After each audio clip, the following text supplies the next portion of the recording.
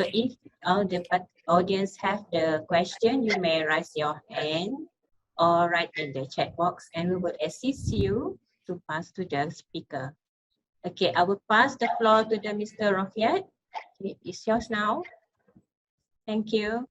All right. Thank you so much, Associate Professor Dr. Mimi, for the lovely introduction for the webinar for today. Assalamu alaikum and good morning, everyone, depending on where you are. All right. Welcome to webinar Constructive Alignment and Work-Based Learning Implementation. Firstly, let me introduce myself. My name is Muhammad Akmal Rohyat from Faculty of Technical and Vocational Education, University Tun Hussein Al Malaysia. For today, I will be responsible for hosting the event as a moderator. Ladies and gentlemen, for our webinar session today, and I'm glad to welcome our Honorable Visiting Professor, Professor Dr. Thomas William Schroeder, Director of Institute of Educational Philosophy and Vocational Education at TU Dortmund University. For today's session, he's going to present about constructive alignment in work-based learning implementation. Ladies and gentlemen, if you'd like to know more about Professor Dr. Thomas William Schroeder, he is actually a very, very expert in this TVET, especially in constructive alignment, in training, in education, in a general aspect of the TVET lines. So if you'd like to more information about him, I'm going to share with you guys later on. But I believe everybody would love to hear from our Honorable Visiting Professor to say a few words. And I'm going to pass to him to start the event. Prof, please, the floor is yours. It's my turn now? Yes, Prof. Okay, thank you very much.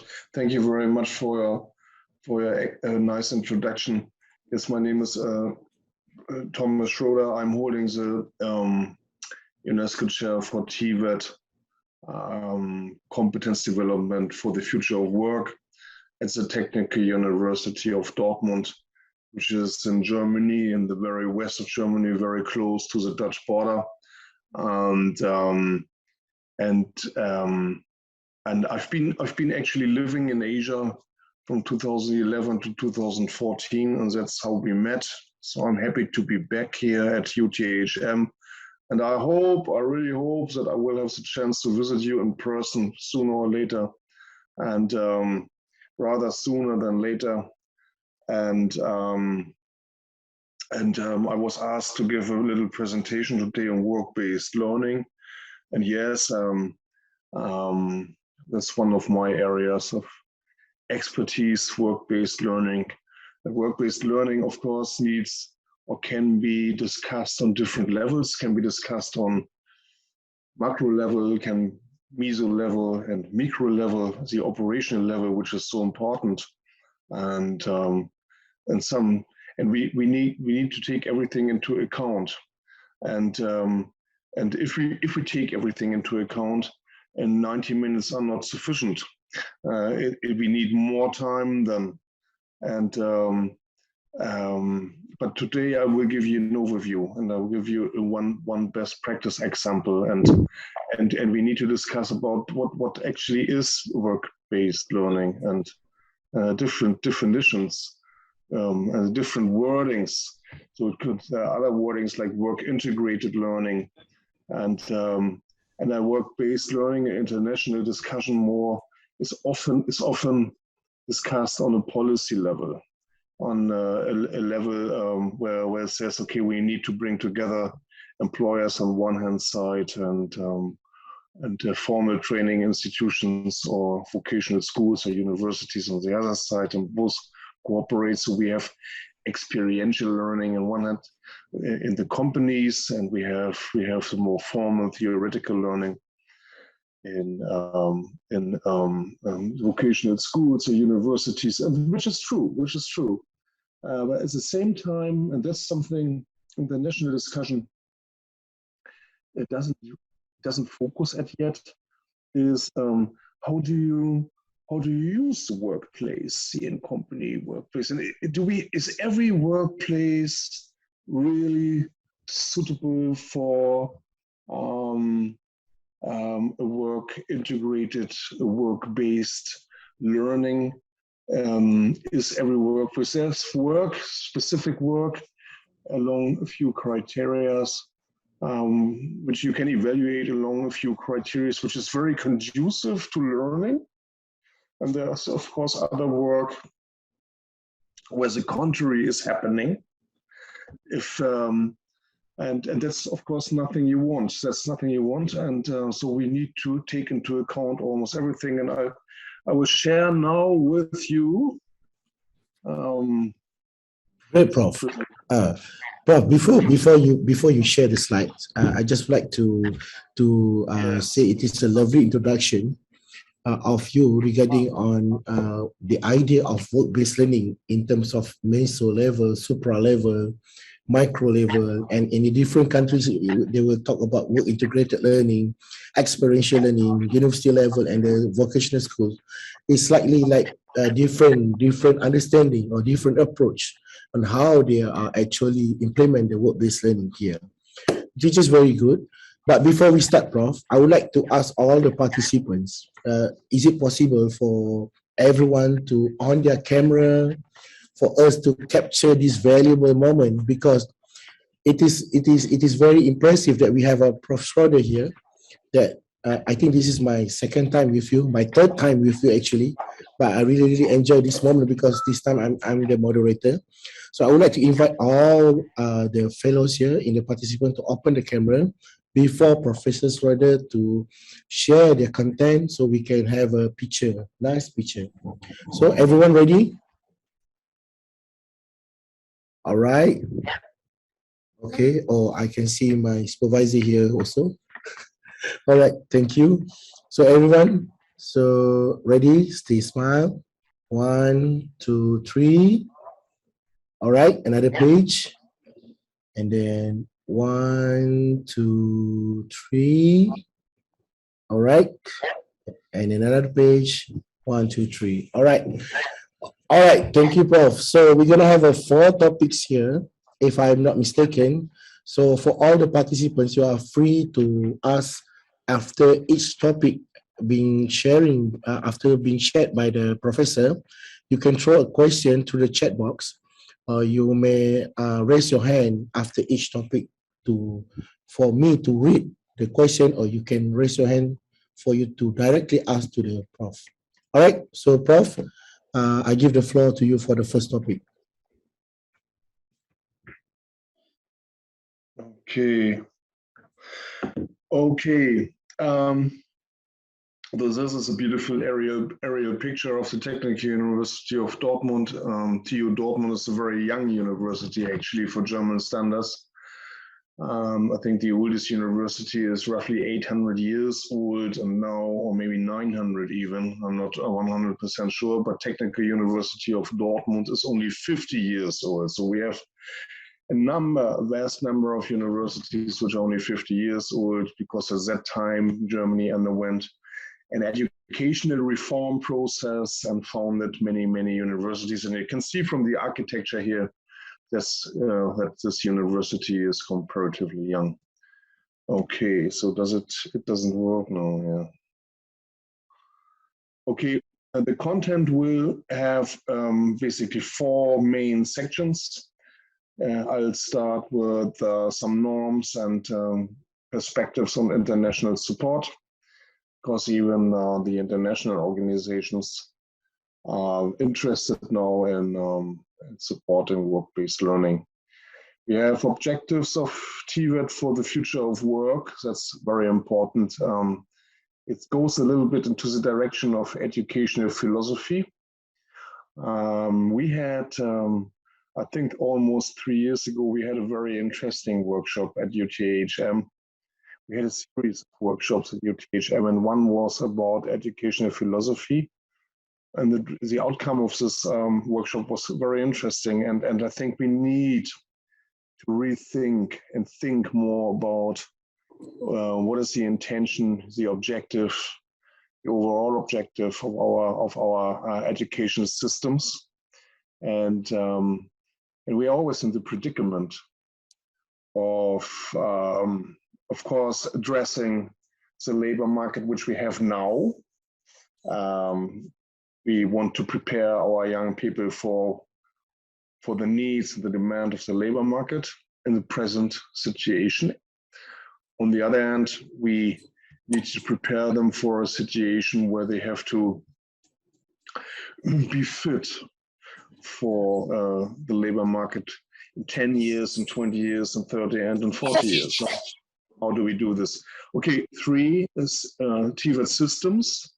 We need to have a look at TVET systems. TVET systems are the result of your decisions and the way you want to shape them. And then, of course, work-based learning.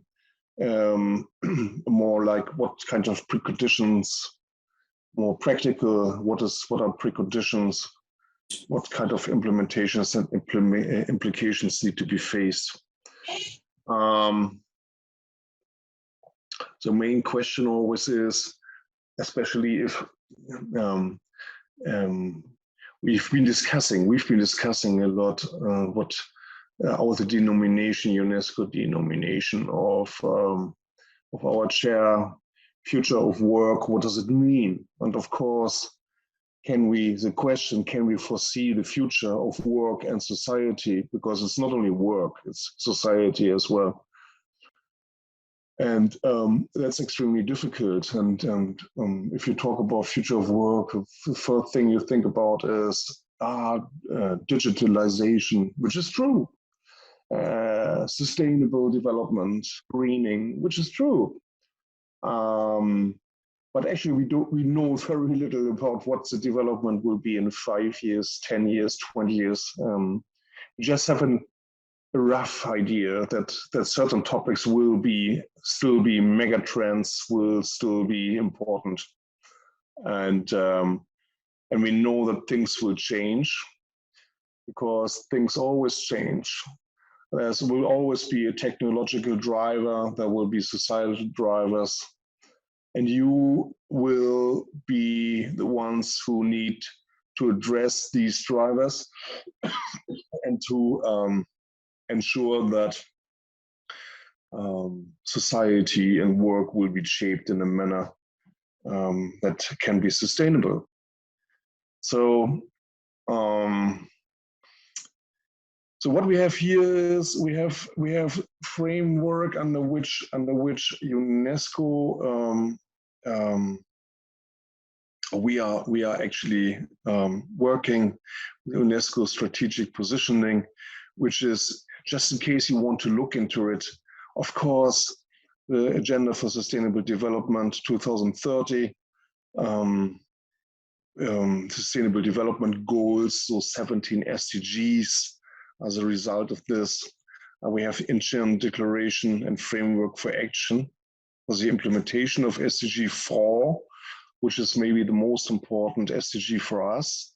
In the field of TVET, especially in the field of TVET with a specific focus on work-based learning, naturally SDG 8, quality of work, is very important. I've mentioned this before. The quality of work is decisive for quality of learning within work processes.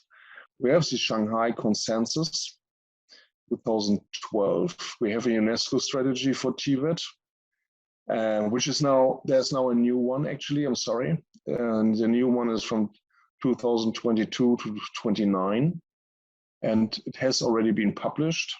So there is a recommendation, and based on those strategies, there is a recommendation. If you look into this, you will find that among many other topics which are all relevant, work-based learning is one topic which is promoted by UNESCO's TVET strategy. Because we know that you learn in work processes, and work is there. So as long as work is there, people will have to be trained or will learn and work processes. And so the idea is, why not using this for learning processes and competence development processes? We have synergies here. Or from one perspective, you could say we have synergies, or you could say we get a better quality, or there are competences which are developed, but we don't use them. It's an unused resource, societal resource. Those are the 17 development goals, you know them. So we use them in Germany now. It's starting. We are very self-referential in Germany sometimes.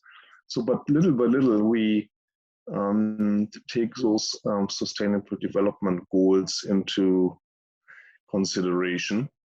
And at present, we are developing a new study program at Technical University of Dortmund. This study program is extremely exciting from my point of view. We will have 4 different foci. It will be a bachelor and a master of education. And at a certain point, we plan to upgrade the master of education towards an international master of education in English language. So this master of education will focus on sustainable development, which would be the only study program in Germany which focuses on sustainable development. And then we have 4 different columns, and one column will be actually in-company learning processes, or in-company. We have a different wording. It can't be literally translated. But it's basically, the idea basically is to use work processes, or well, to promote work-based learning at different levels, and to develop companies into the direction of more like educational institutions. And so basically to create awareness for companies that whatever kind of efforts they put into learning processes or development processes or competence development processes in the company, because they always need to adapt. Companies are always under pressure to adapt and to improve. And this is always inflicting a change and change of work processes, new products, etc., always demands learning processes with the workers. So in the end, it's a societal aspect of societal development. The companies are aware of this, so we want to create awareness, and maybe in a structured manner. Okay, work-based learning on a broader view is promoted by all those institutions. I've mentioned, don't want to repeat this again, but maybe you want to have a look at UNESCO Univoc. You know UNESCO Univoc. You are a UNESCO Univoc center yourself. So they have materials. International Labour Organization is promoting work-based learning from a different perspective, not so much from UNESCO's perspective. UNESCO's perspective is more on education, of course, and educational progress, societal permeability, so to say, career pathways. International Labour Organization is more focusing on work, more focusing on bringing people into work. And then we have the World Bank Group. Those 3, actually, UNESCO, ILO, and World Bank Group are focusing on bringing together in the process of developing a joint strategy with respect to work-based learning. OECD, and on a regional level, we have UNESCO, we have, European Union. In Europe, European Union is pressing hard on work-based learning. They want to achieve something here, they want to push something here. And we have ASEAN in your region. Association of Southeast Asian Nations. And in their educational program, work-based learning plays a role too. Just to make sure that we have a joint, a common understanding on what is TVET.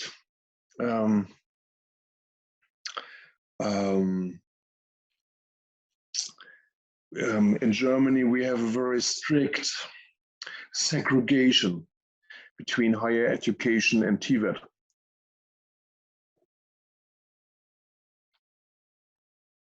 Higher education is at universities, and TVET is not at universities. It's different institutions. So we would, in Germany, those two systems are different and strictly segregated. We have from level 1 up to level 6 a vocational track which can be used. So we have a Meister, which is here a master craftsman, but the German word is Meister.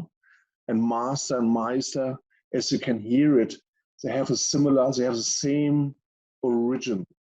Many years ago, 1,000 years ago, the linguistic origin is the same. So a German Meister is a craftsman, a craftsperson, which is really, really excellent. And this goes back to the early Middle Ages. And we still have this now in Germany. So at the vocational track, the chambers in the end are in charge for education of the Meister craftsman. The Meister craftsman is not an academic degree. Meister craftsman is a vocational degree, very practice oriented, not research oriented, and it's the highest certificate you can possibly get. But in terms of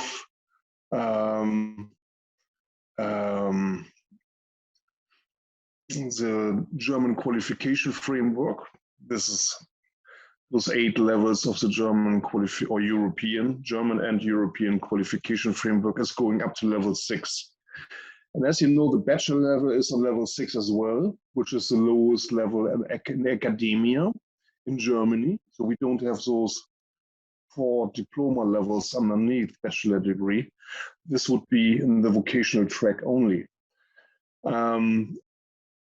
And then we have a master degree and the doctorates. So that's basically, when I'm talking about the TVET level in Germany, it's level 1 to level 6 only. It's not level 6, and it's outside of universities. So we don't have this institutional merger between where we have diploma 1 to diploma 4 and then bachelor, master, which has advantages and at the same time disadvantages: permeability, access. That's more difficult in Germany than in other institutions, in other countries. It has been a decision many years ago, and now at the moment we have to cope with it. But things are maybe changing little by little. We will see. Okay, so if we talk about in-company trainers for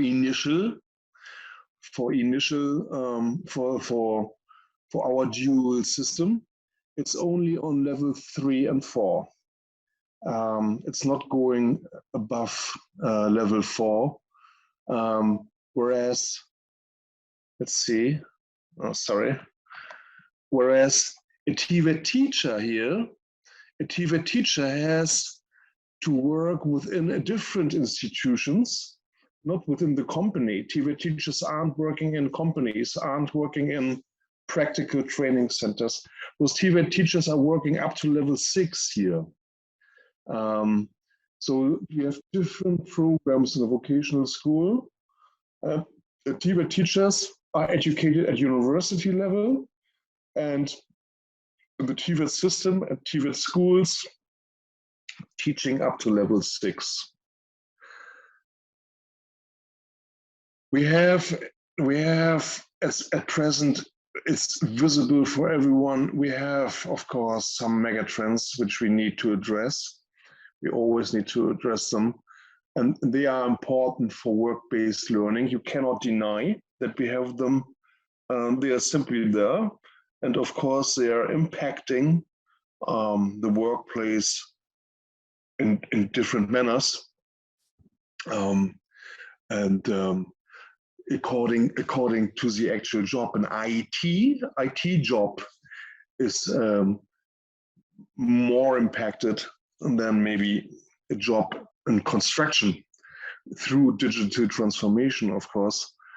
This is something, processes which have different velocities, different speed, and you have to be always very aware of what's happening in the labor market, what's happening in your industry, the industry you are in charge for, and especially for other, well, sometimes like greening, climate change, and then of course we need to address globalization, migration, internationalization. These are at least 3 trends which are worldwide, which are globally important. And so if you think of maybe global citizenship education, then it's something, those 3 topics are extremely important. And you want young people to prepare for working in maybe abroad or for working internationally. Nowadays, problems which we have, climate change is a problem. As I said this morning, in Germany, we are facing now the hottest days ever, a very hot phase. And we had very hot years and very hot summers, very dry summers. Now, within the last 5 years, or within the last 6 years, 3 summers were the hottest ever, as long as we measure temperatures. So things are changing dramatically in a very fast manner. And these problems can only be solved in an international context, not on a national basis. So that's was the basis for the last UNESCO strategy. Maybe just a few numbers we have here. On the left side, a large number, a vast number of unemployed young people, who need to be integrated into the labor market. 73 million. That number is a little old, but it probably hasn't changed much. And it's important to know that globally we need to integrate 40 million annually into the labor market. And we need to be aware of the fact that almost 1.5 billion workers worldwide are in so-called vulnerable employment. This is something where international organizations want to support that conditions are improving. We don't want young people. This has what you need to be aware of. TVET policy is not only kind of a sub-branch of an educational policy. Educational policy, TVET policy, always has an impact on social policies. It's a means of social policies. You don't want to have a rising number of young people who have no perspective, who don't see an own future, who are unsatisfied.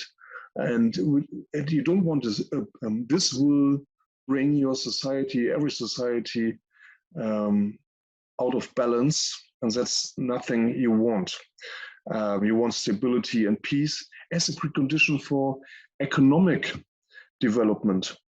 And economic development, so basically TVET policy, is the basis for economic policy and is interacting with it. That's extremely important. And the same applies to climate change, etc., etc. If we create a situation on our planet, we can't which will destroy certain areas. Let's say if you look at it as a Sahara Desert, and all you need is a strip of another maybe 200 miles south and north, which are inhabitable, which basically means that a few million people will have to escape and they will migrate, and this will cause instability in other regions. And that's the situation we are already in, and which we need to tackle. Okay, so there are different strategies which won't change much. It's greening, it's promoting equality and equity, gender equality, and employment and entrepreneurship as the main objectives. International discussion. And you need to be aware of work-based learning is one of the main areas, political areas internationally. So have a look into policies at UNESCO, at ILO, World Bank, OECD, and on regional level, the European Union has developed many good materials on work-based learning, which can be discussed and which can be used, which you can use. And there's an increasing number of publications which can be used in English language. So that's those materials are open, accessible, and maybe you'll find some inspiration. That would be the first section. Do you have any questions? All right, I believe Professor Thomas Schroeder just now has opened a platform. Does anyone have a question from participants? You may throw your questions or you may raise your hands here. If not, I myself have a few questions. Anyone? So, Professor, in that case, I would like to ask one question. Looking at this, yeah. I progress, right? And if you have a question in the progress, please don't hesitate, raise your hands and ask. Yeah. I'll be very happy to answer them. Okay? Yeah, please. Professor, I would like to have one question. Yes, please. All right. Looking at the current scenario just now that we are looking at your first topic just now, there is due to nature of disruption of mega trends such as nature, environmental, the vulnerable of young people that are looking for a job. Now, is that a really a good trend that every industry support the apprenticeship? That kind of thing, because the apprenticeship is one of the initiative approach to execute the work-based learning. Does that supposedly to be implemented encouragedly, or does that just not suitable for each country? I leave the opinion to you, sir.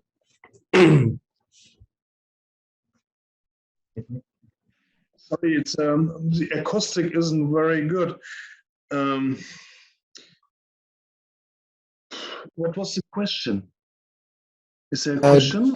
Yeah, the question is, does supposedly every country should be celebrating or encouraging more industries to involve in apprenticeship? Does that can be one of the solutions? Just to throw the idea.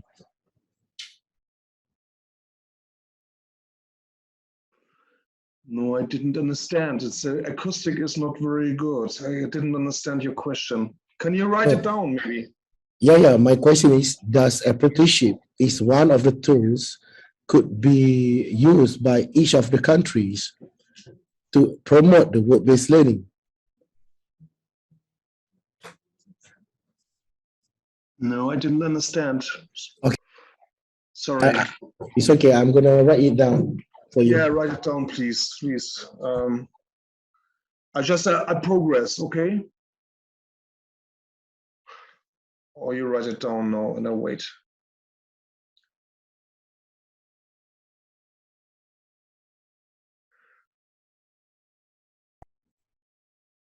Never mind, so you just proceed first. I'm gonna write it down later on. Later, okay. Okay. Okay.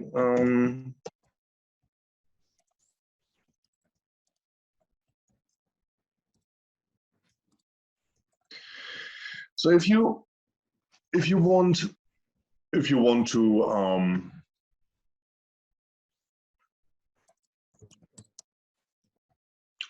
progress, if you want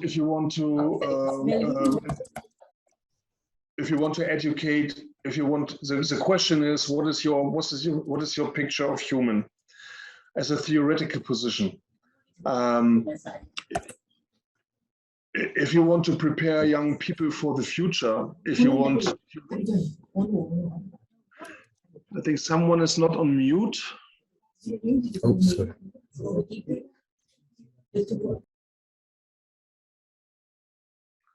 Okay, if there's some societies where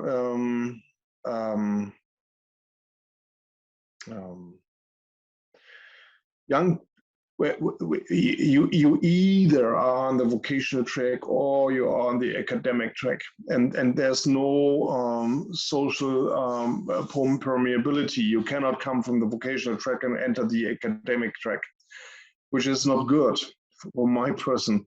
So the idea is, the mindset behind this is, you have the vocational people, you have the workers and the laborers, and then you have those who are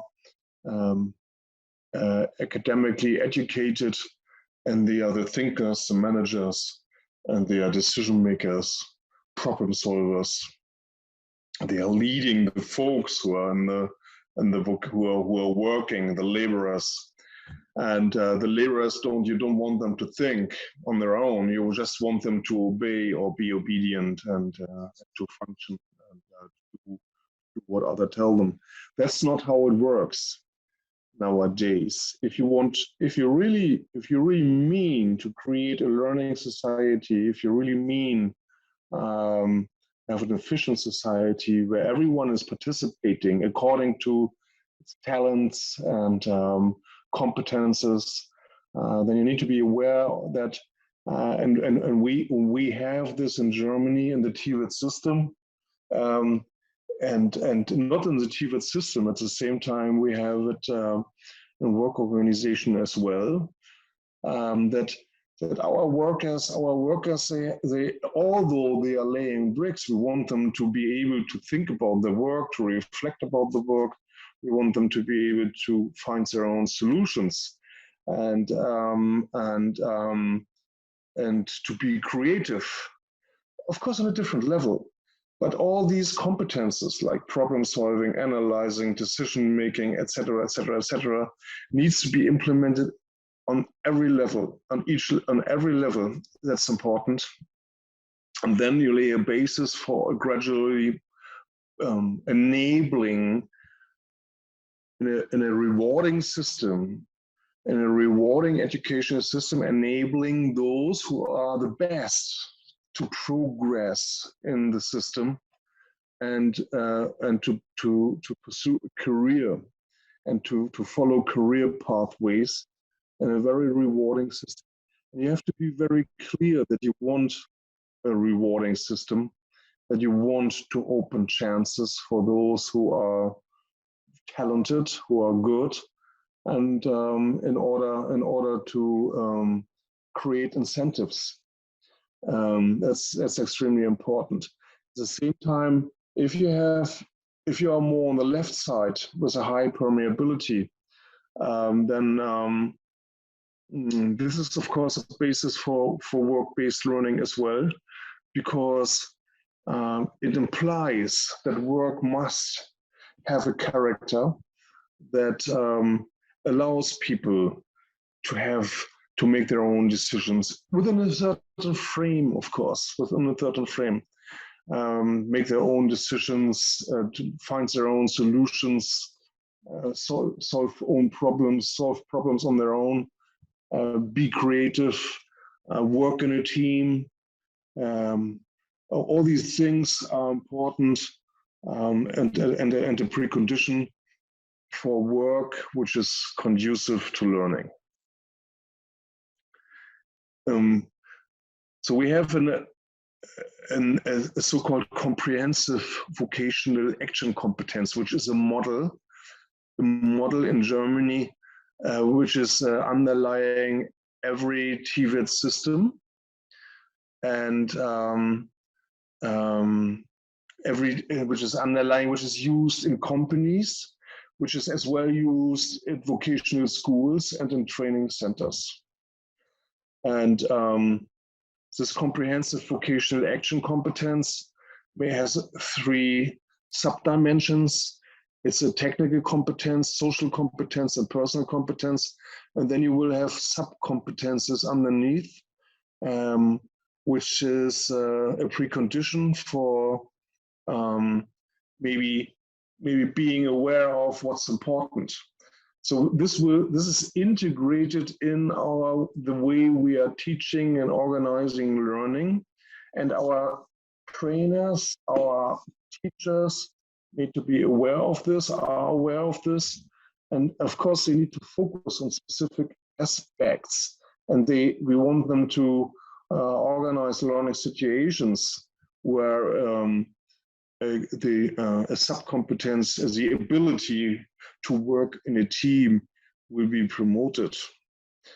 It's not an extra program. It's not a 1-week program, which where they learn how to become a team member or where they develop the ability to work in a team. It's integrated in the regular program, and the regular program is always based on something which has to do with a job, but the way we organize learning, we organize competence development, this is always targeted as well.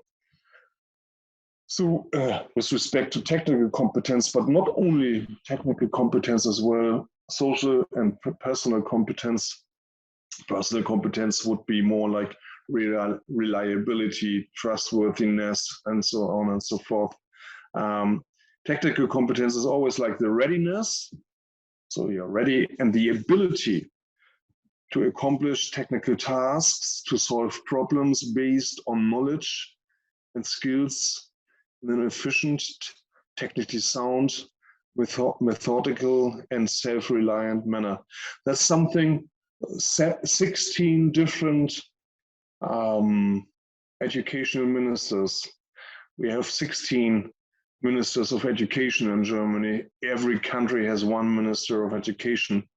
Have agreed on this is a basis. This is a basis for technical and vocational education and training in Germany. On the other hand, you know this, we have the 21st century skills. 21st century skills. I don't want to go into this. It's a different logic. It's a different logic, and it's all true. It's all necessary. It's all important. But we don't have this logic of buying programs. We are not at the level of initial vocational education. So we wouldn't buy a program for critical thinking. Come here, pay 1,500 US, and attend a program on critical thinking and problem solving, and then you attend a program on critical thinking and problem solving. That's not how we do this. It's always there. It's always integrated. So you organize as someone who is in charge for technical and vocational education training, you would organize a learning situation, and part of this learning situation is that you need to solve problems. I will show you later on how this works. So that's basically the same again in a different manner.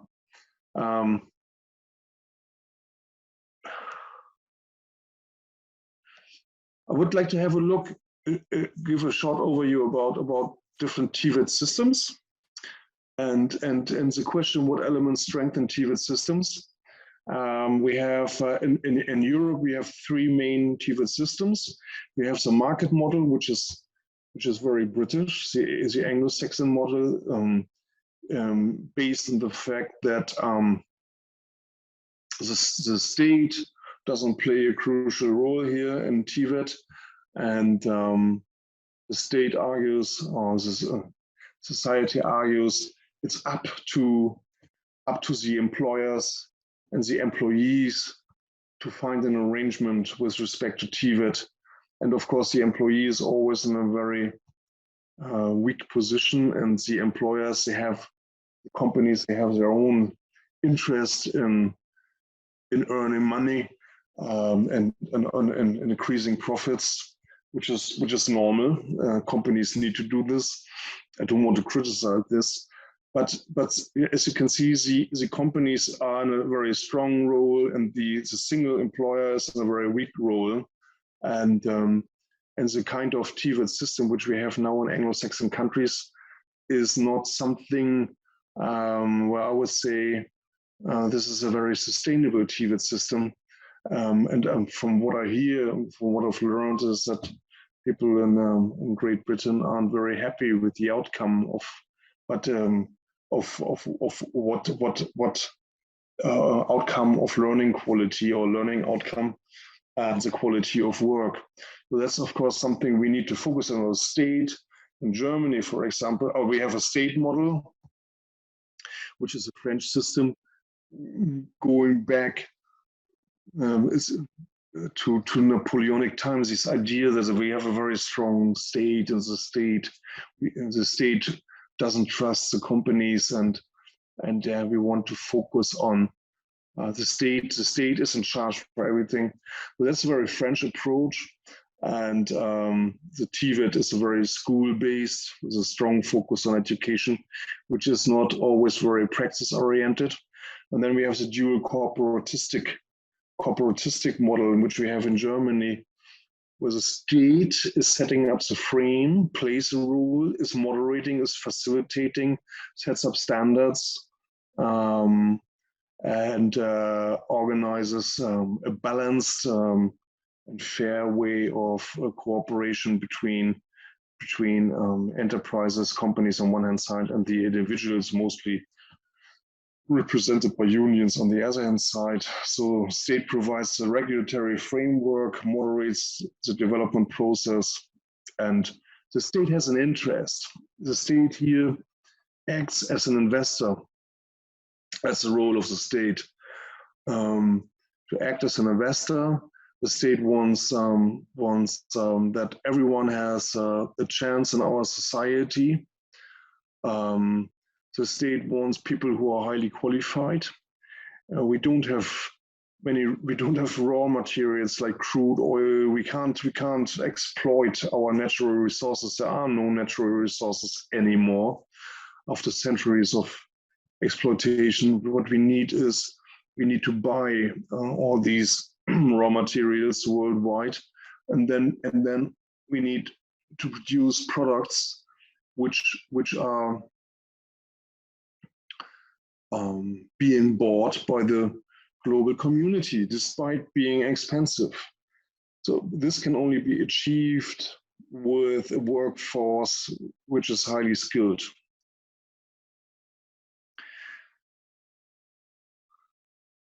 Okay, so bringing all this together is we need to merge in our didactical approaches and our curricula and our regulatory frameworks. We need to bring together if you see the arrow which is going to the right-hand side, we need to bring together skills development, training in a training center, which is a learning venue. We have a learning venue called training center here, or the workplace in a company. And what do we learn here? We learn the efficiency of a work process under work conditions. That's something completely different. A work condition has more stress. You need to hurry up. You need to deliver quality. You need to produce the quality which can be sold. You want your customers to be satisfied. It's sometimes extremely repetitive skills training, which can be very, very boring. But that applies as well to learning how to play piano. If you want to be good, if you want to be excellent, you have to do things as long as you are perfect and very good. Sometimes, maybe not everything, sometimes this is maybe a little overdone due to certain traditions. And of course we have technological advancement. So this needs to be, of course, always be balanced between unions, and enterprises, and adapted to what's necessary in the future. And of course, they are very much interested in promoting the idea of entrepreneurship more than vocational schools. Vocational schools, on the other side, which is the other arrow, more focusing on education, more focusing on the individual. And it's their role to promote the individual rather than the quality of work, and maybe creating a meritocratic rewarding system, bridging towards higher education, provision of technical knowledge, new knowledge. So it's as well the role of a vocational college to promote new knowledge and to contribute through new knowledge, or the dissemination of new knowledge, to contribute as well to technological advancement. Critical thinking, reflection, very important, and creating a basis for lifelong learning, and so on and so forth. That's the role. So both is important. Balance in a TVET system. It needs to be balanced, that we have the labor market, skills development for the labor market on one hand side, on the other hand, education. And it doesn't really matter if those people then finally end up in the labor market, or go into the labor market, or go progress in academic or pursue academic career. It's not important. It's important that they have both. It's not something which I demand as a professor of vocational didactics. No, it's something economy demands as well, because economy understood in Germany and other countries that if we have a workforce which is able to find own solutions, which knows what to do next, which is doing own decisions, then we are saving a lot of money because we don't need necessarily the next level of management where a person is in charge for telling everybody what to do next. So that's an economic aspect to the way we educate our people as well. So all this together we call vocational competence development. And this is fixed in our regulations, Vocational Training Act, in our curriculum, and in the training regulations. So the question is, I mean, nice said, we want all this. How did it impact our system, and how does it impact our system? And it does in many aspects. It does. It's a basis for learning in a work process at a company. It's a basis for organizing learning in a vocational school or in a training center. It's strengthening the idea of bringing together theory and practice until the mid-90s, maybe. So that's now almost 30 years ago. And 40 years ago, we started this discussion in TVET. We found out, it was obvious that what happened in a vocational school was too academic, was too theory-based, and we finally decided to change all our curricula. So a vocational curricula, let's say in a 3-year program. In a 3-year program, we have 30% in a vocational school, which is almost one entire year, split it up in different manners. It's 12 hours per week on average. Our apprentices have to go to vocational schools, but in an ideal world, they are then confronted with projects. In a bricklaying apprenticeship, a 3-year bricklaying apprenticeship, they have 17 different projects. And how does this work?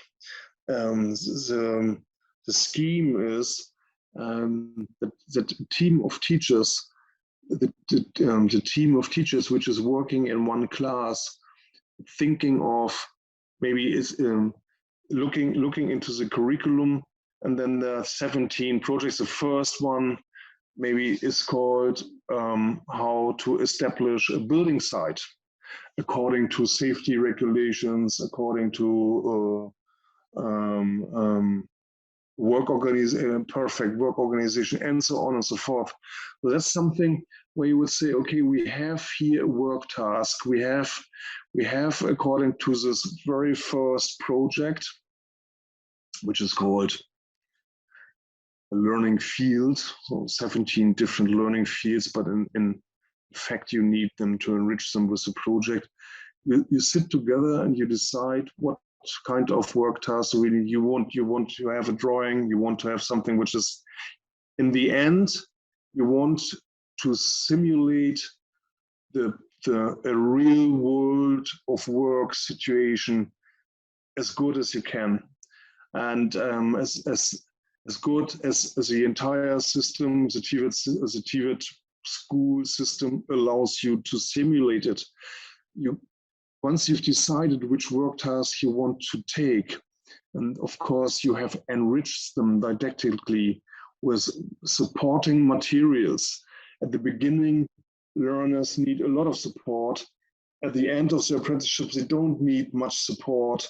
You expect them to be very self-reliant. And you have participatory planning. You go into the very first phase with the students.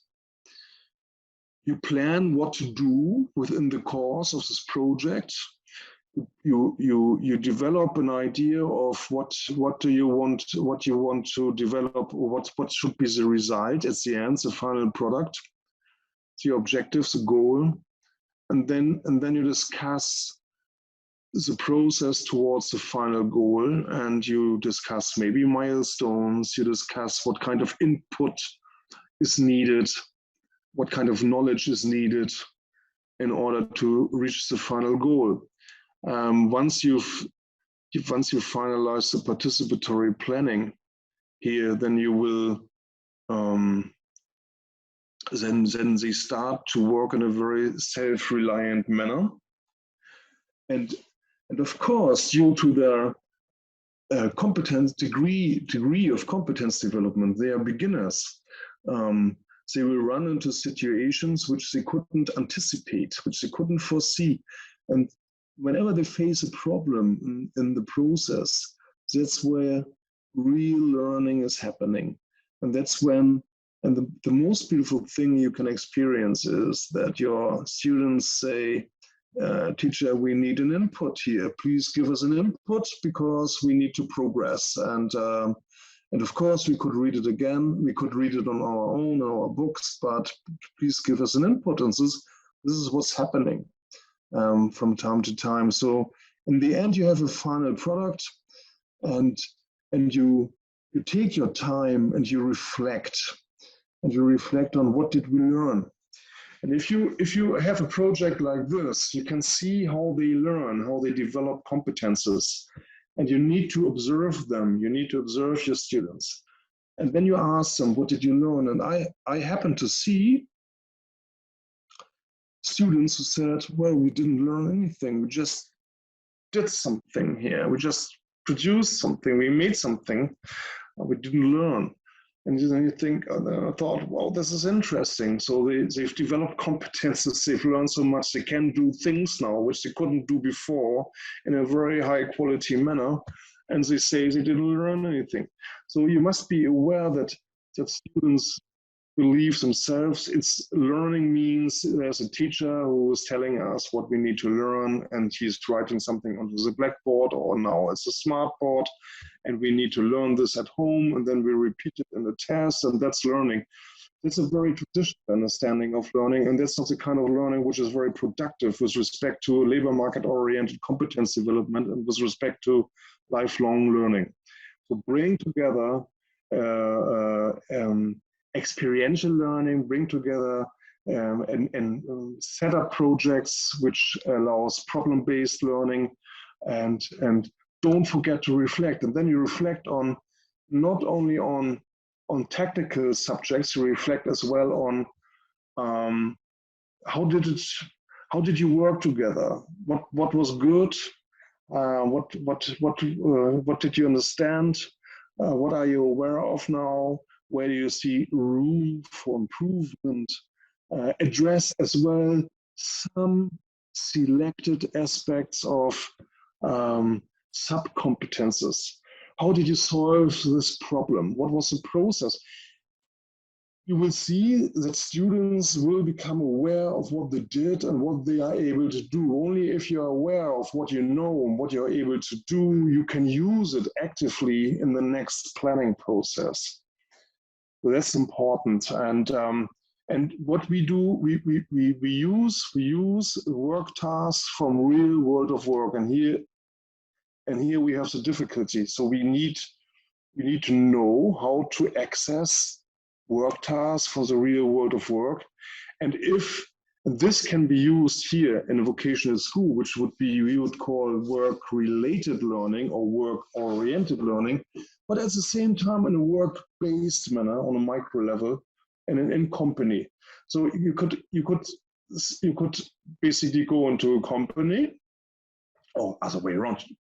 A company would use a real work task and has a chance to say, this is a very valuable work task, which has many aspects of learning conducive aspects, and we want to enrich this for very focused and targeted competence development processes.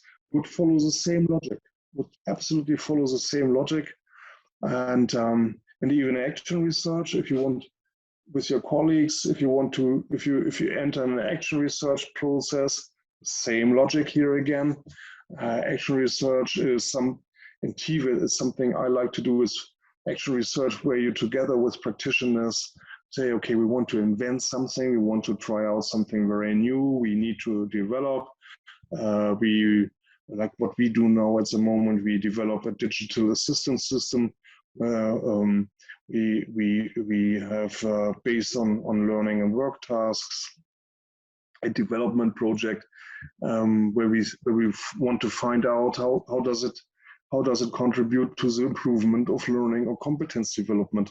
So it's always the same. You sit together, you decide on your goal, and you shape the process, and then after the planning, you go for it, and you will always face problems which you couldn't foresee. That's normal. In real life, it's normal. It should be normal in teaching as well, and learning. In learning, it's not teaching so much as more you are the organizers of learning organization, and in the end, this is more like a realistic real life situation. The traditional teaching doesn't know this. It's all planned, it's all there. There aren't problems. The only problem is maybe students are extremely bored and do something else. That's a problem for the teacher. But you, as a teacher, you need to be aware if this is the case. Maybe it has something to do with the way you're organizing learning.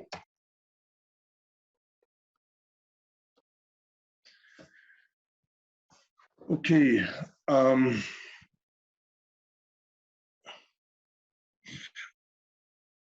This is important to see with respect to the cycle of innovation of TVET systems. Many TVET systems have here a policy. You always have a policy level, Ministry of Education or other ministries which are involved in TVET systems. You have administration, which is always a weak spot. How do you administrate a political decision in such a manner that it really changes the operational level here? And then you have different learning venues, vocational schools, training centers, and workplace learning, in-company workplace learning. So that's basically the subject of the academic discipline, vocational pedagogy.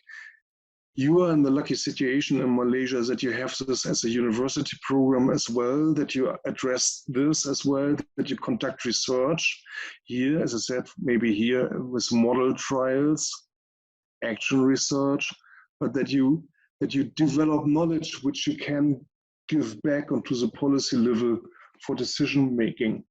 In most countries, vocational pedagogy is not, or vocational education is not an academic discipline. There are no researchers, there is no research being done in a very structured and sustainable manner. So international organizations come in, or the international academic community comes in and gives some advice for the policy level. This is not good.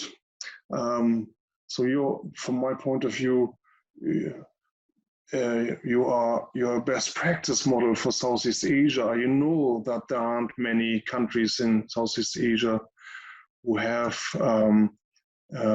vocational education as a self-reliant academic discipline, but which would be a precondition for education here, education of those people who will then work on different levels, and for development.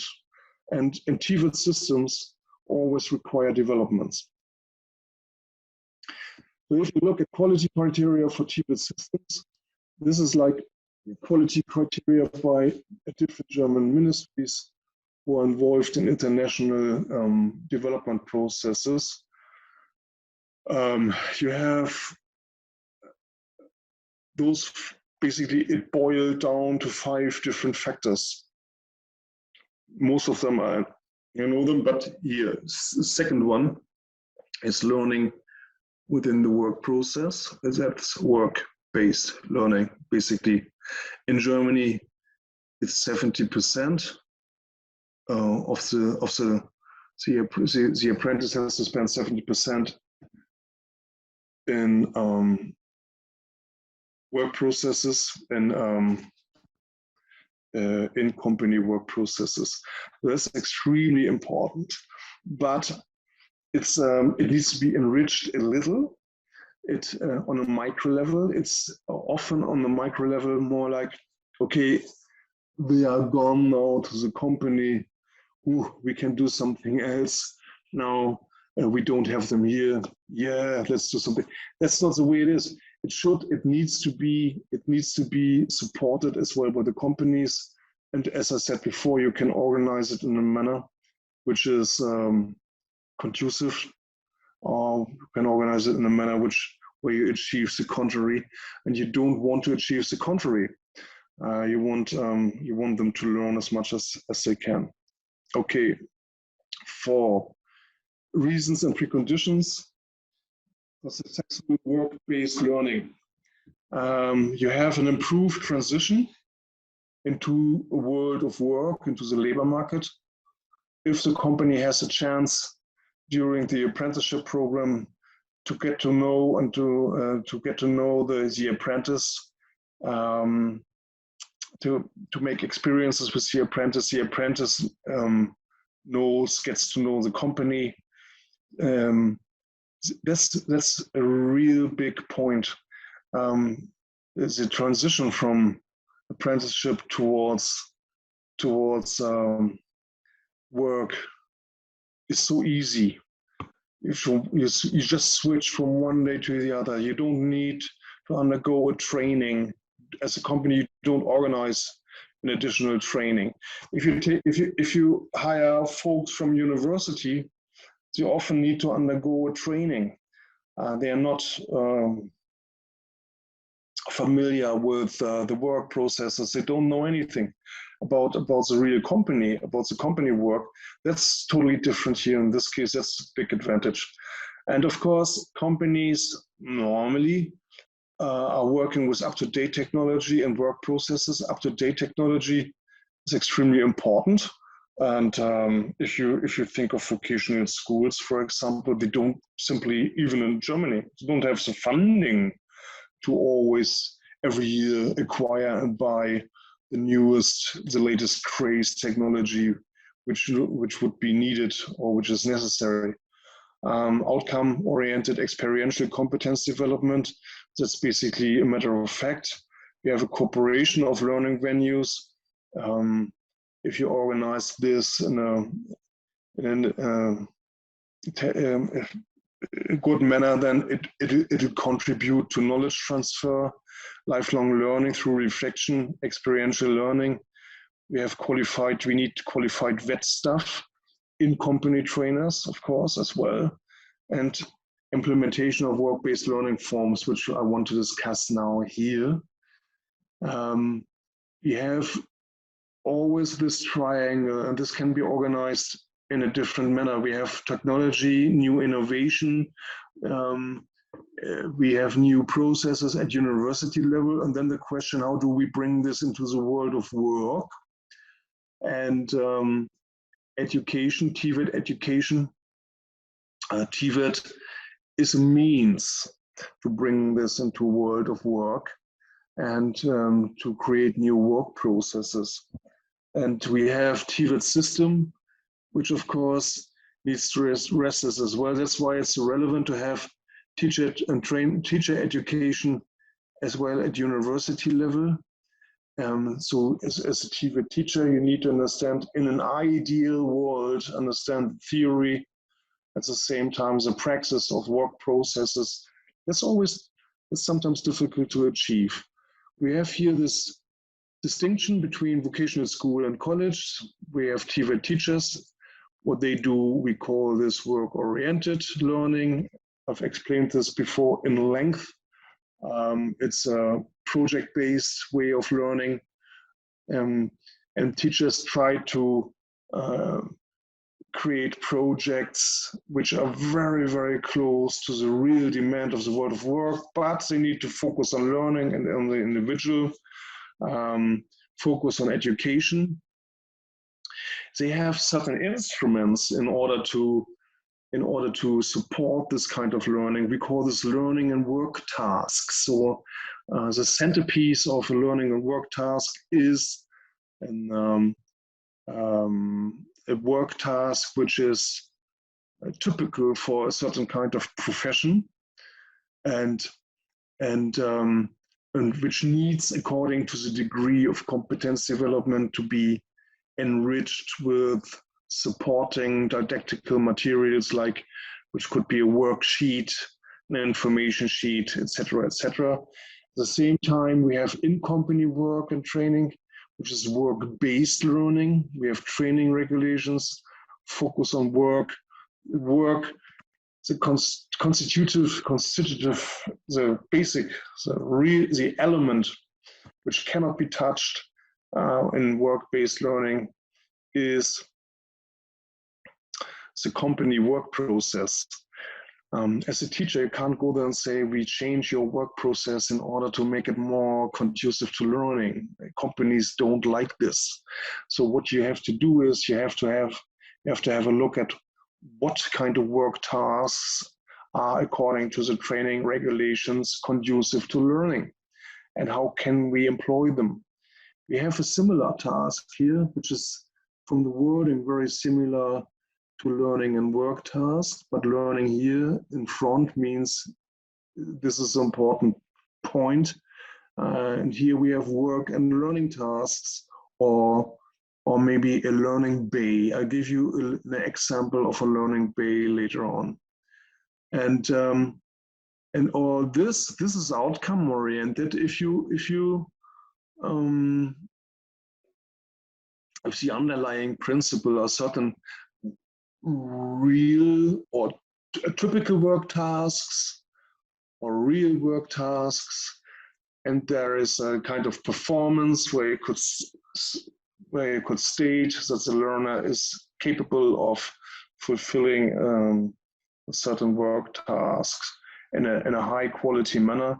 This can be subject of assessment, or as we call it in Europe, validation of learning outcomes, where you're not all interested anymore in how did they acquire this outcome or this competence, but we just measure that it's there and that we can use it. So we have different wordings. So work integrated learning, which is work-based learning. At a workplace, we have work connected learning, which is close to the workplace, and we have work-oriented learning, which could be anywhere. It's not attached to the workplace. Work-connected learning means work integrated is something which is very experiential, very informal, which is happening as soon as you work, as soon as you are active in doing something. Work connected is more, it's more structured than work integrated. It's more structured, and it's next. It's really next to the work process, in company work process. With respect to the time, this is very important. I want you to read this later on, and you will find more in the kind of articles which I've published at TVET in Asia. More information. If you want, these are criteria where work researchers have found out that individuals are learning through their own experiences, through their own work, in a very fast and sustainable manner, in the sense of competence development, if these dimensions, if these criteria and factors are being met. So if you do a very repetitive work where you work in a cannery row in the fishing industry, and you put 3 fish into a can and again and again and again, this is not conducive to learning at all. But if you know those factors, and if you want your people to work or to learn in their own work, think about how can we rearrange our work organization? How can we reorganize our work organization in order to make it more conducive to learning? It's obviously this is an ideal world. You can't have it all, but it's something to consider. It's extremely interesting, and if you read it, you will understand. You will immediately understand that this is true, and reflect it with respect to your own experiences. And by the way, there's another set of factors and criteria which had been identified by researchers on work health. And so the question was, what kind of work organization does contribute to the health of our workers, or health of those who are working within processes of work organization? And the criteria, this is of course of interest for companies. Companies want their people to be healthy and to work every day, and to be productive every day. And the criteria for work healthiness are pretty much the same, actually. They're more or less identical with those factors which are conducive to learning. That's fascinating. Okay, so your question always will remain, how do we bring this together? How do we identify work tasks from the real world of work, which can we use work-based, work-integrated manner in a company, At the same time, how can we use them in our work or in our learning organization, in our project-based learning organization, in a formal learning venue. And then it needs to be transformed. You need to transform the real work task into a learning and work task. And or sometimes I think that in Malaysia, I know that there was a program at TVET at Asia. There's one publication. We have a publication which is called Series. One publication by a person called Höpfner and Koch. Those two authors described how to develop in length. They described how to develop learning and work task. They call it learning and work assignment. I'm not sure whether to use task or assignment. Have a look at it. It's free. You can download it, and it will show you how to develop for your own practical lesson or for your own work, how to develop learning and work tasks. And it's important that you if you want to work with such learning and work tasks, that you make your first steps into that direction, reflect again, think what was good, what didn't work well, improve. Always think in terms of improvement. And another way, which is something else which is important, especially with respect to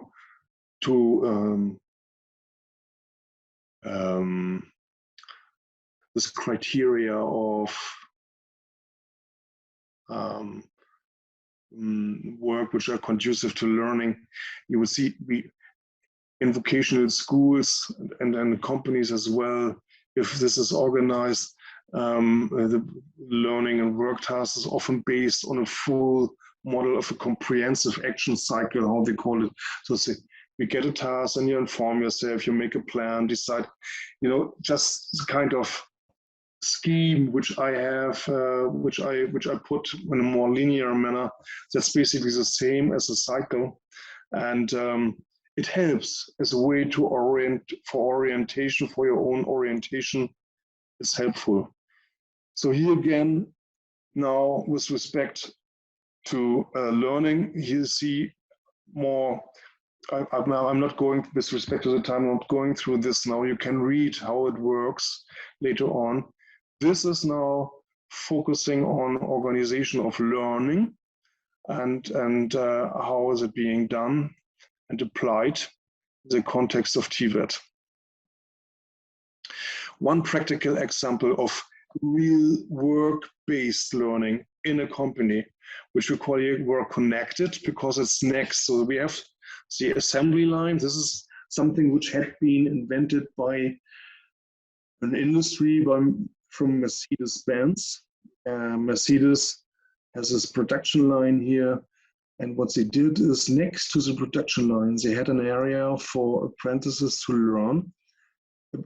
There's a certain element which might be interesting here, and where Mercedes says we want this element. I don't know the English word. I know the German word. Is basically the thing where those two back wheels are attached at. I don't know what is the English word for it. So they have here a room, practical materials, PCs, or whatever they need in order to learn everything about a certain element of the car. And then they have maybe apprentices from the first year who are now supposed to learn as much as they can about a certain kind of element. And the apprentices of the second year who are offering social support and explaining this once you've reached the degree. So both sides learn here again, those who are explaining learn, and those who are being confronted for the first time with this certain element are learning as well. And they always have in sight the production line and can always see if it works, what they learn, if it works well. So that's something which had been developed in the early 90s or in the 90s and has established itself. It's a form of learning called Learning Bay, which is very close to work integration, and but it's work-based basically. And so here you go, more information for you. If you the next point is assessment and RPL and TVET. I've addressed this before.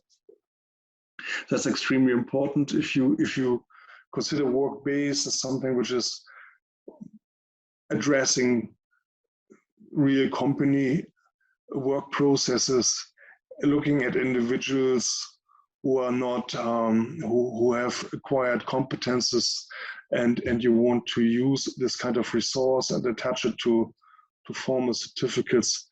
And of course, you need this kind of assessment. You need assessment, or you use it as a recognition of prior learning. Both is important. At the end of a regular qualification, you need some kind of assessment in order to find out if the learners, if the apprenticeship, if the students have learned what they're supposed to learn in a more outcome-based manner, on a project-based manner. This needs to be organized. And those tools can be used for regular assessment of a formal program, can be used as well for recognition of prior learning experiences. Okay, so as you know, probably as you probably have understood, the world of work-based learning is very big, very large, the different wordings. It's work-related, work-oriented, work-integrated, work-connected, and so on and so forth. You must. It's important that you give yourself a strong structure. And in reference to the learning venue, there are certain limitations, there are certain qualities and limitations to each learning venue, be it vocational school, be it the practical training center, be it the in-company workplace. But they all can work in a work-based or work-related manner or work-integrated. And due to the specific criteria or due to the specifics of each learning venue, this kind of learning can be addressed, and this kind of learning can be implemented, and it's the next step into the right direction, moving away from chalk and talk, where it's about the acquisition of knowledge and the repetition of knowledge. You need to think about how can you produce the workforce for a future which you do not know yet? How can you address lifelong learning? How can you address 21st century skills, and so on and so forth? This you can only achieve if you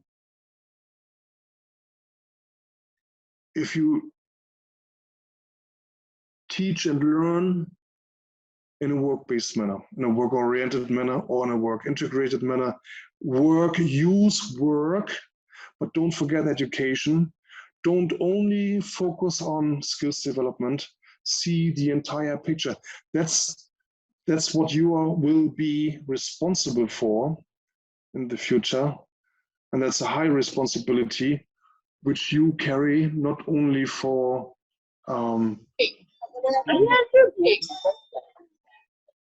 as well for your society. Thank you. Thank you. Thank you, Prof, for your lovely sharing session. So basically, a few questions actually has been thrown in the chat box. Maybe is it okay for me to read one or two for you to answer?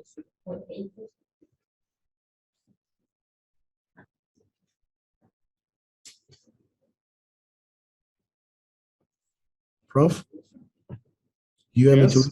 Okay, can I read for you one or two questions in the chat box? Maybe I can pick one. Yes.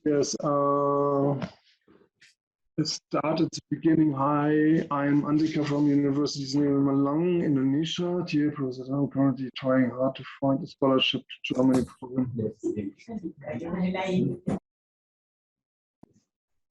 This one is something else, but I think if you want to answer it, also can.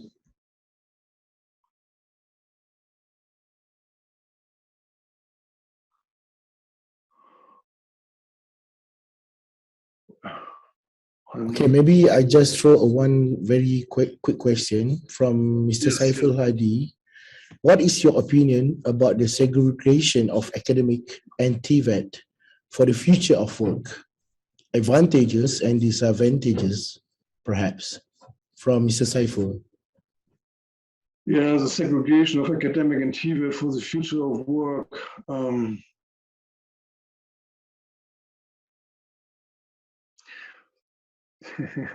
Well, that's a very good question. Which normally would lead into a very, very long discussion. I don't know. I'm sorry. Sometimes I look at universities and I think you should teach in a more praxis-oriented manner. But then universities have to fulfill a role.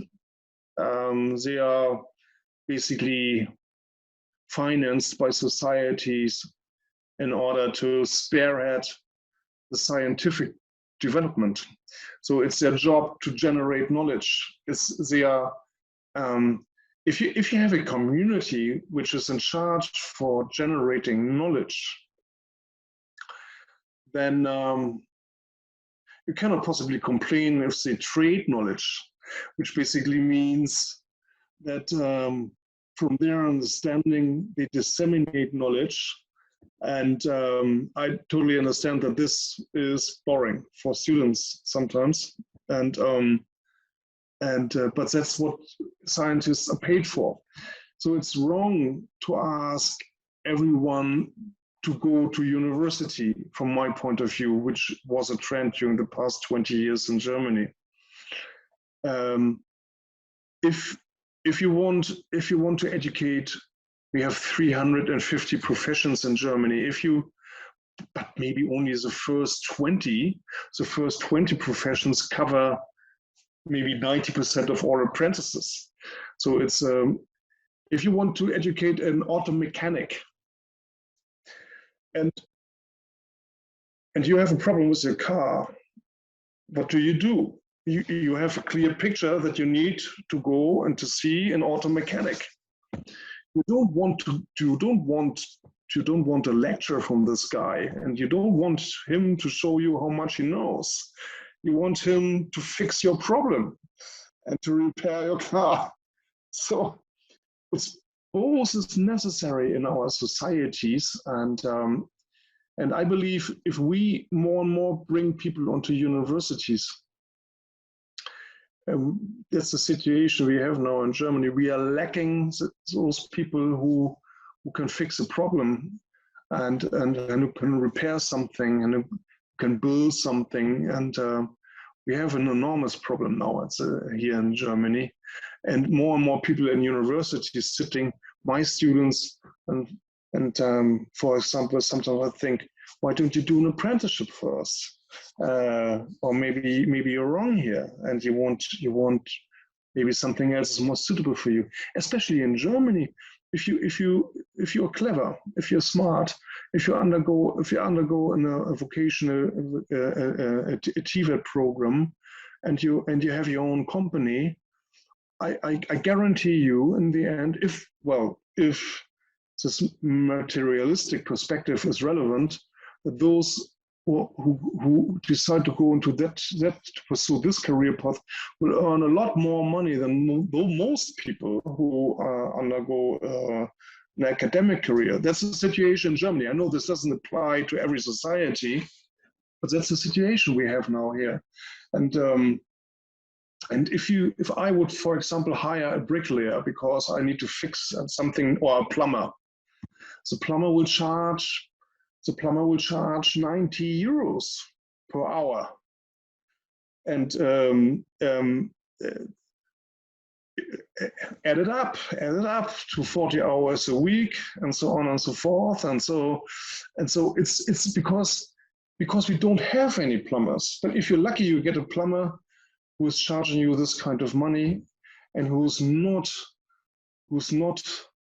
above 60 years old, and you have to wait for 9 months. And so that's the situation we have now. At the same time, we have an increasing number of young people who are leaving universities and going into the labor market, and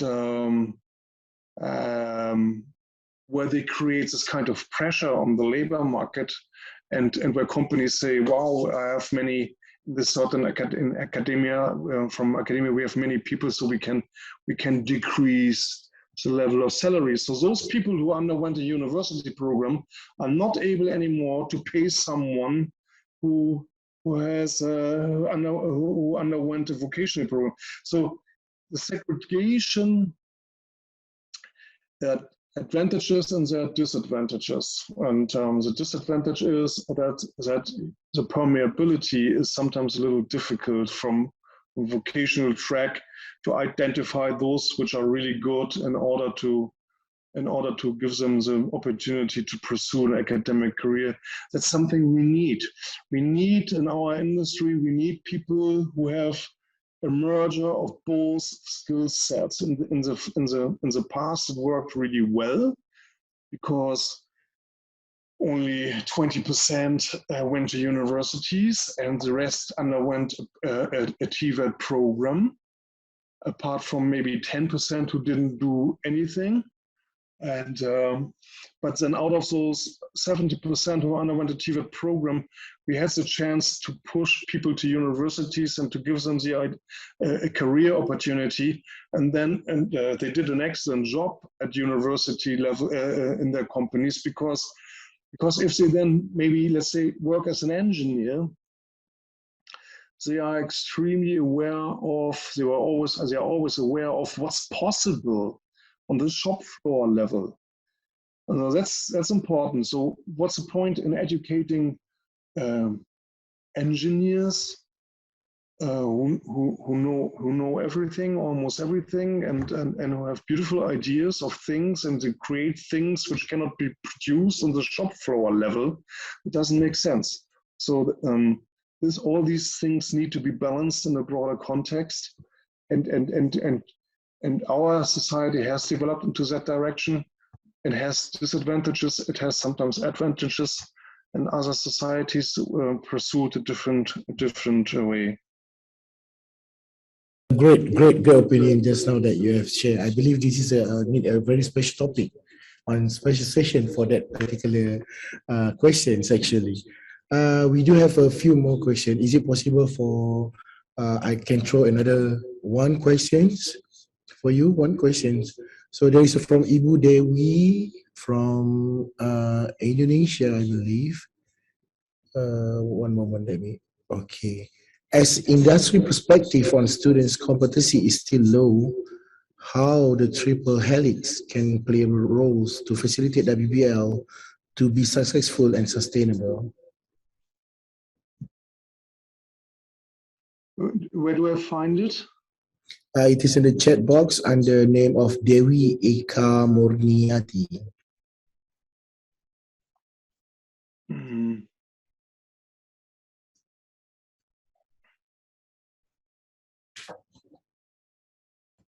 The time taken there is 12:21, if I'm not mistaken.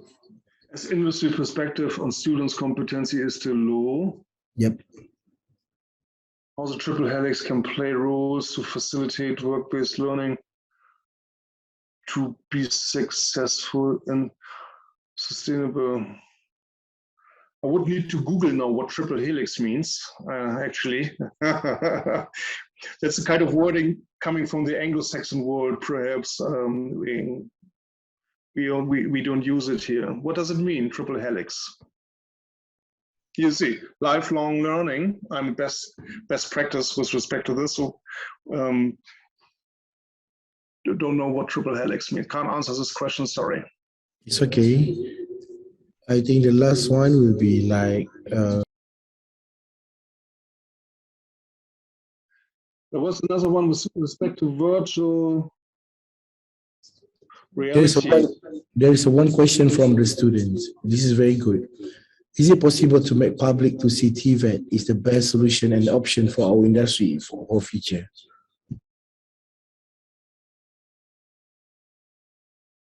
I'm conducting research on the development of virtual reality to improve the special skills of vocational students. In your opinion, how is the relationship between 21st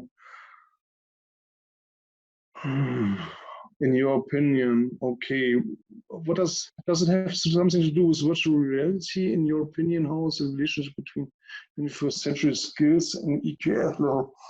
Well, it's that's a very good question.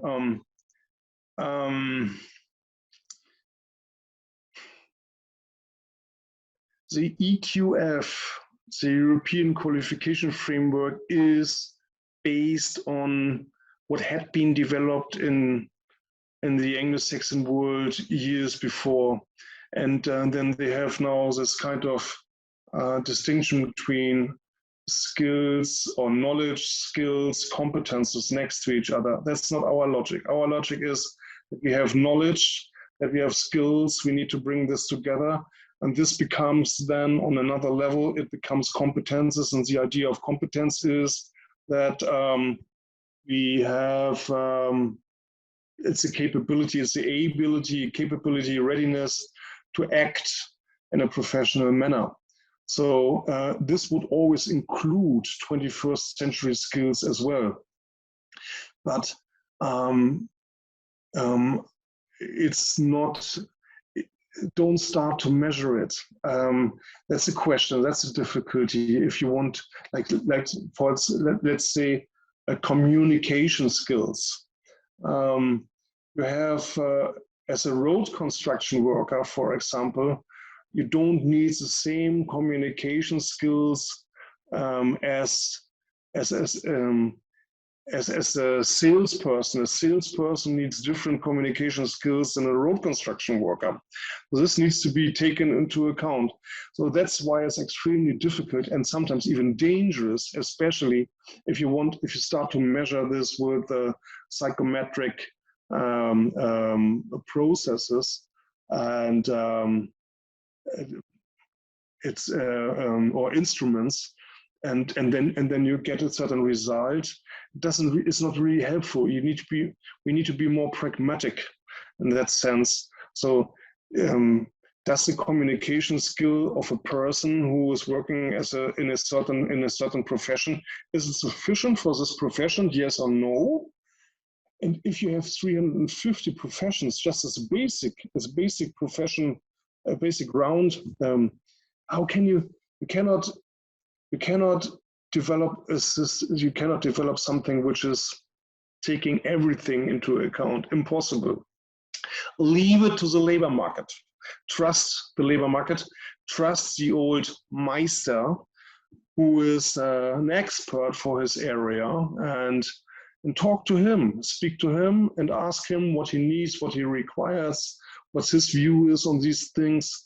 Certain things where we would waste our own resources if we would try to evaluate everything with scientific instruments. It would lead into the wrong direction. We had many model trials in Germany. I think we spent something like €1 billion in Germany on measuring such competences. And of course, all these things were beautiful projects. And my colleagues were all very happy that they would get some monies from the government in order to conduct research, development. But in the end, the results were all not very unsatisfiable. Make sure that young people, that learners in TVET are capable of fulfilling their work tasks, focus on work tasks. And if someone is capable of fulfilling a work task in a satisfiable manner with a high quality within a given time frame, that's what you need to focus at. If you focus on this alone, this is already very challenging. If you want to measure down all possible 21st century skills, this is basically increasing to your own workload as in the TVET system, and won't make anybody really happy, I believe. That's my personal opinion. It's interesting as a field of research, but in praxis, in the labor market, it's not really helping anyone. Okay, thank you, Prof. For the last question is from student. Is it possible to make public to see TVET is the best solution and options for our industry for future? That will be our last question from the chat box.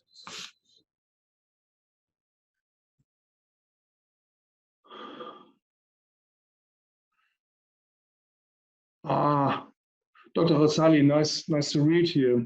So the last question is yes, definitely. Do you think TVET educators should have a new skills set in teaching methodology? Yes, I know the traditional term is teaching methodology. It's more on that.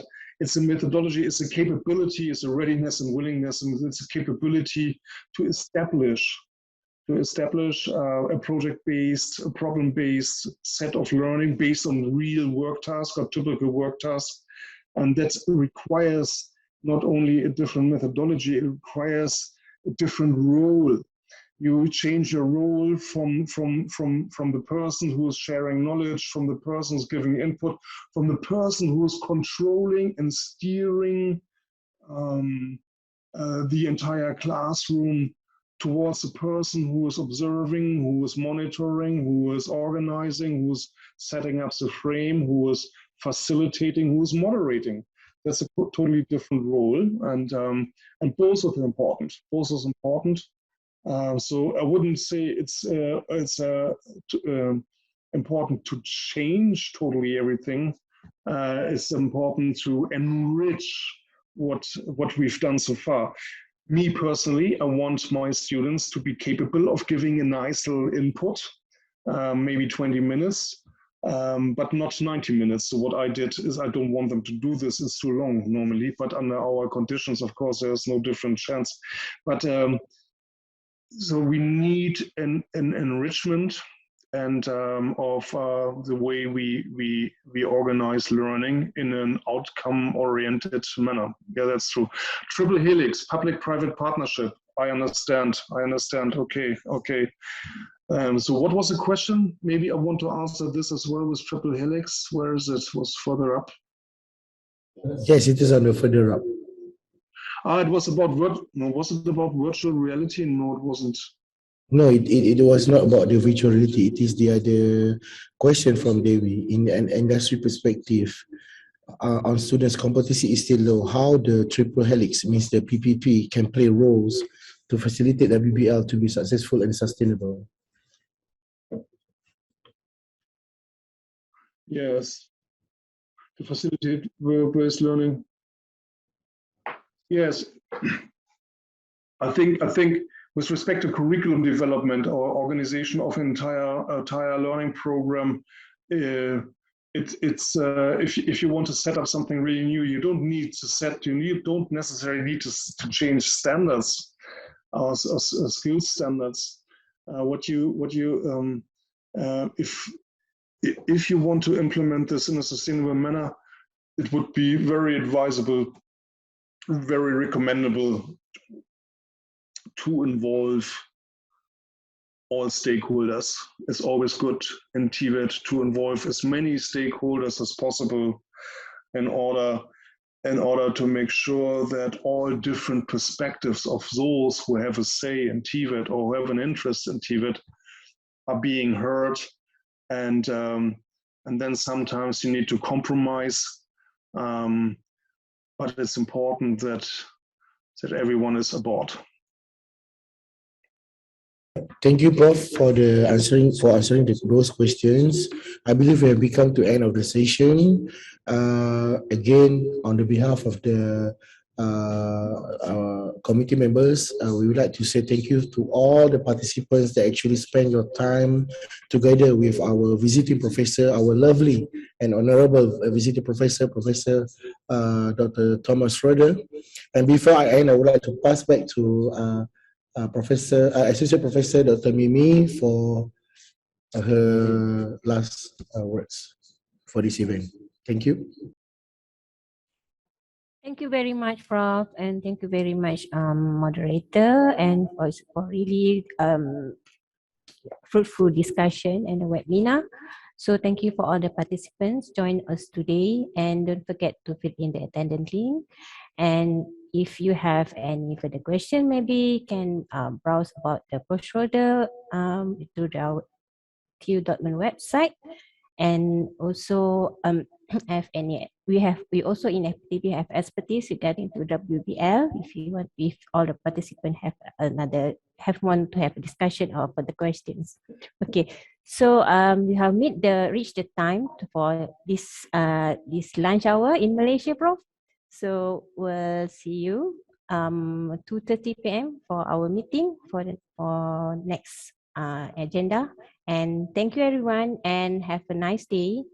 And thank you. Okay, bye.